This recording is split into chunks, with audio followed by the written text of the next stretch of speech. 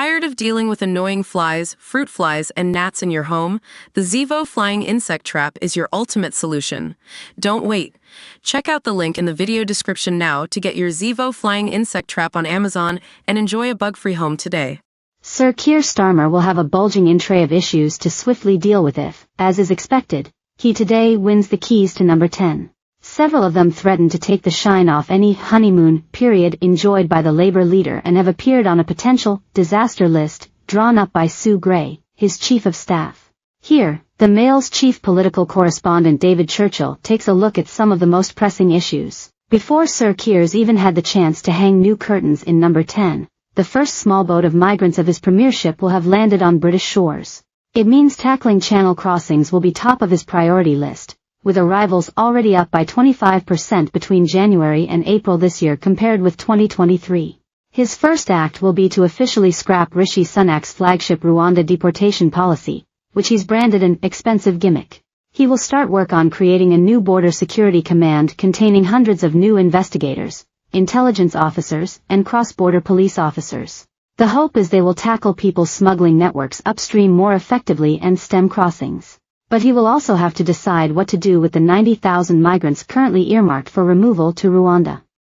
They are likely to be introduced to the asylum system. The Refugee Council charity estimates that around 70%, about 60,000, will be granted asylum given the profile of the countries they've come from. This could be hugely controversial. Meanwhile, boats will continue to arrive for as long as it takes to train new staff for the new Border Security Command.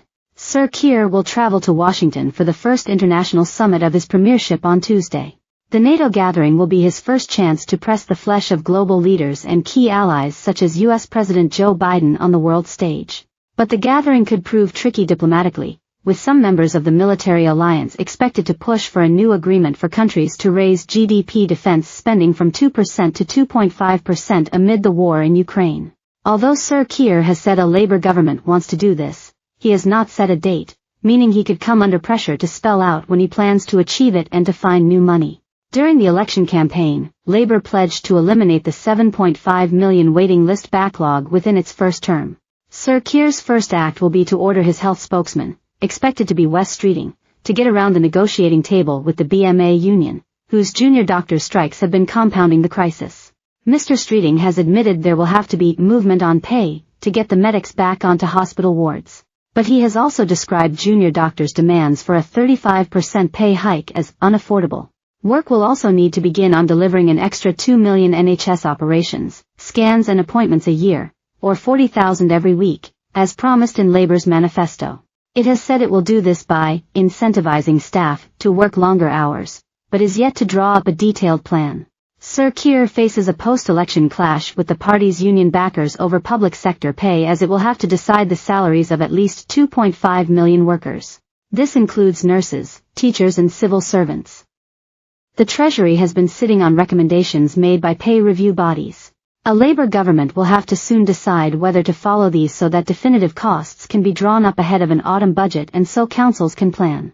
The Tory government was poised to offer a 4% increase for most workers. But this could be rejected if junior doctors are offered a double-digit hike by Sir Keir's administration, potentially sparking widespread strikes unless more is offered. The Office for Budget Responsibility, OBR, will be ordered to draw up a forecast of public finances. This is so Rachel Reeves, who will almost certainly be appointed Chancellor, can hold an autumn budget. A bill giving greater powers to the OBR is expected to be included in Labour's first King's Speech. The planned law would empower the OBR to independently publish a forecast of any major fiscal event to prevent a repeat of former PM Liz Truss's catastrophic 2022 mini-budget. The OBR requires around 10 weeks' notice to provide an independent forecast, meaning one will need to be Rec.